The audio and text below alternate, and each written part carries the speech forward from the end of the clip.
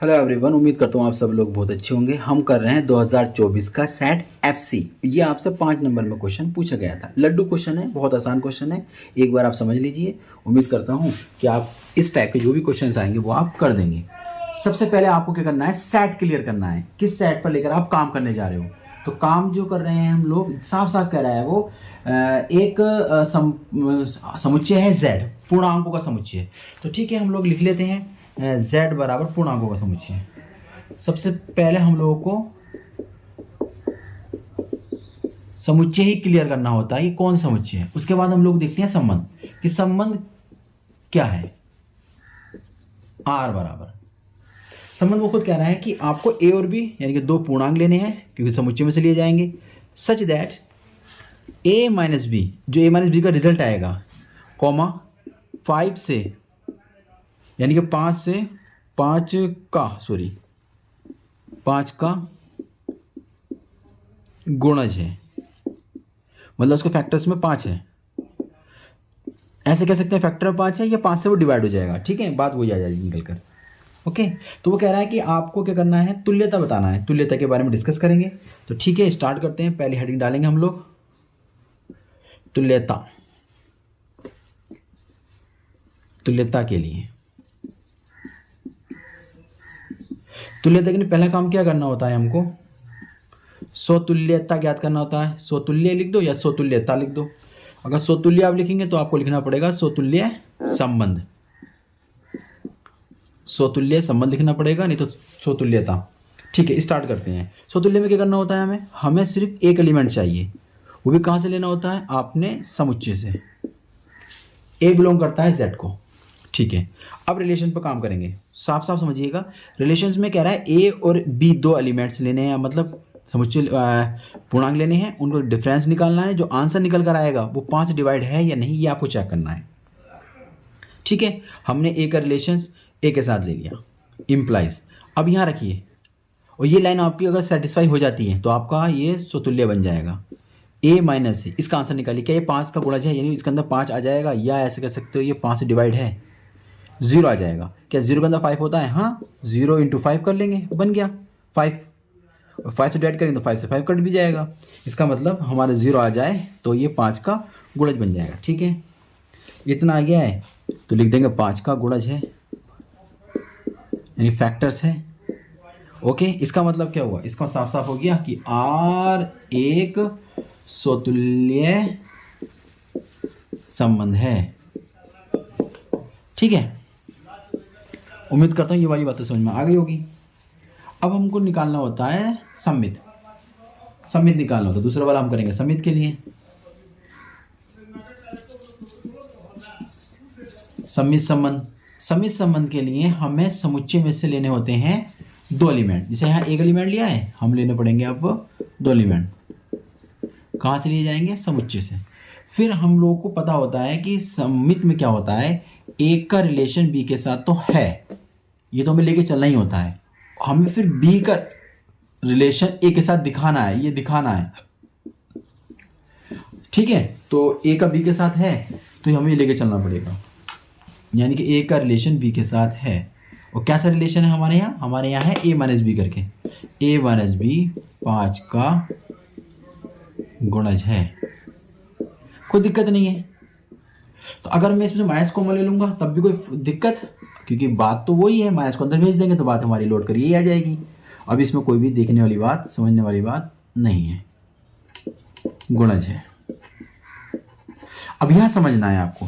जैसे मान लेते हैं 15 है, मान लेते हैं जैसे 15 है तो 5 इसका फैक्टर्स होगा, या इसके अंदर 5 जरूर आएगा। अगर -15 कर दिया जाए तो क्या अब इसके अंदर 5 शो नहीं करेगा, अब भी इसके अंदर 5 शो कर जाएगा। ये आ गया 5, तो माइनस लगने से कोई प्रॉब्लम्स नहीं है। माइनस हटाने से कोई प्रॉब्लम, माइनस हटाने से भी फैक्टर्स में कोई प्रॉब्लम नहीं आती है। इसका मतलब ये हुआ कि जो माइनस आगे है अगर मैं उसको हटा दूंगा तो कोई प्रॉब्लम्स नहीं है।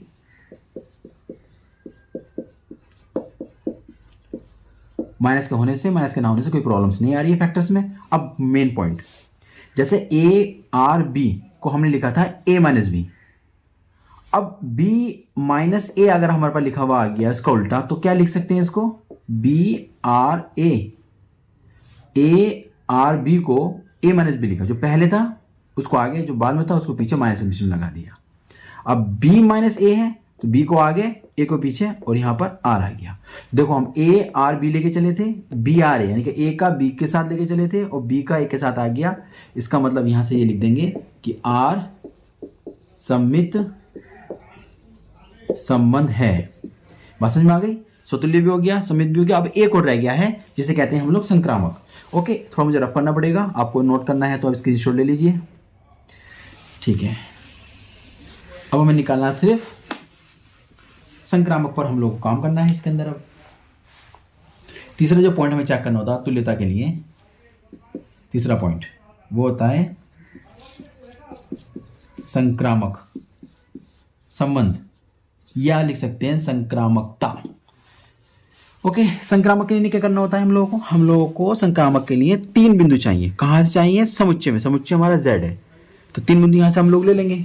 मान लेंगे एक बिंदु हमारा a है, एक b है, एक c है। कहाँ से हैं? सभी z से हैं। अब संक्रामक वाले में क्या होता है? a का रिलेशन b के साथ होता है, फिर b का रिलेशन c के साथ होता है। तो इन दोनों कंडीशनों को फॉलो करते हुए हमें a का रिलेशन c के साथ निकालना होता है। बात समझ में आ रही है? ओके, चलते हैं। तो a R b implies a minus b 5 का गुणज है। डन, ये बात तो आपको समझ में आ गई, यानी कि तो हमें लेके चलनी थी। अच्छा, b का रिलेशन इस c वाले पॉइंट के साथ भी है, यानी कि b माइनस सी 5 का गुणज है। ओके, अब बात समझिए, इस समीकरण 1 बोल देते हैं, इस समीकरण से 2 बोल देते हैं। ध्यान समझिएगा, जैसे मान लेते हैं ये a माइनस बी का मतलब हम मान लेते हैं 5 का फैक्टर्स वाला कंडीशन में 15 मान लेते हैं। b माइनस सी को मान लेते हैं हम लोग जिसमें 5 आता हो, वो मान लेते हैं 20। अच्छा, दोनों को ऐड करने के बाद कितना रिजल्ट आएगा? 5 और 35। क्या 35 के फैक्टर में 5 दिखाई देगा आपको? बिल्कुल आएगा 5। चलो कोई दूसरा नंबर ले लेते हैं एक बार फिर। जैसे मैंने ले लिया इस बार, एक बार ले लिया 10 और एक बार ले लिया 25। इसमें भी 5 आता है फैक्टर्स, इसमें भी आता है। दोनों को ऐड करने में कितना आ जाएगा? 35। इसमें भी 5 फैक्टर आता है। तो इस तरीके से अगर हम इन दोनों को ऐड कर देंगे, यानी कि मेरे कहने का मतलब क्या, समझिएगा, समीकरण 1 और समीकरण 2 से तो हम दोनों को ऐड कर रहे हैं। a माइनस बी को भी ऐड करा प्लस b माइनस सी को भी ऐड करा, तो क्या जुड़ने के बाद 5 इसके अंदर आएगा? हाँ, ये तो मैं समझाना चाह रहा था कि 2 संख्याएं ऐसी जिनके अंदर फैक्टर कॉमन है तो वो फैक्टर जुड़ने के बाद भी आएगा। 5 का गुणज है। अब इस बात को देखो, ब्रैकेट जैसे ही आपने ओपन करी ना भाई, तो ये देखो क्या हो जाएगा, ये प्लस का ये माइनस कैंसिल आउट। 5 का गुणज है तो बचा क्या आपके पास? आपको बचा a माइनस सी 5 का गुणज है। ये तो रिलेशन था। अगर a माइनस बी हमारे पास है तो a माइनस बी 5 का रिलेशन है, तो a का संबंध b के साथ है। तो a माइनस सी अगर 5 का गुणज रखता है तो इसका मतलब साफ साफ है कि a का संबंध c के साथ है। देखो a का संबंध c के साथ आ गया, पहले वाले का तीसरे के साथ संबंध आ गया। तो क्या लिखेंगे? इस प्रकार क्या लिख देंगे आप? इस प्रकार r एक संक्रामक संबंध है। क्लियर हो गई ये बात भी? अब जब तीनों संबंध हमारे पास आ जाते हैं तो लास्ट में हम लोग क्या लिखेंगे? लास्ट में हम लोग लिखेंगे अतः करके।